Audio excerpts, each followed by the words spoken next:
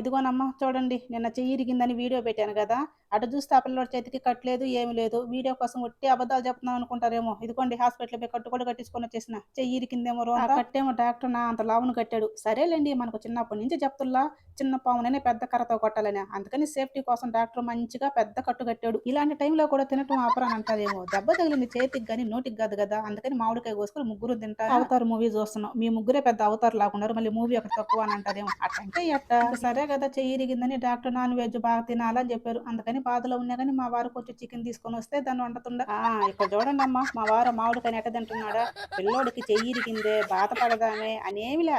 Hospital తీసుకుపోయాడు కట్టు కూడా కట్టించుకొనొచ్చాడు. కానీ ఇంకా బాధపడొద్దా? అదంతా ఏమి లేకుండా మామిడికాయ తింటా తింటా చెయ్యి ఇట్ట పెడుతున్నాడు. అబ్బా! ఏం చేద్దాం ఇట్టాంటోళ్ళని.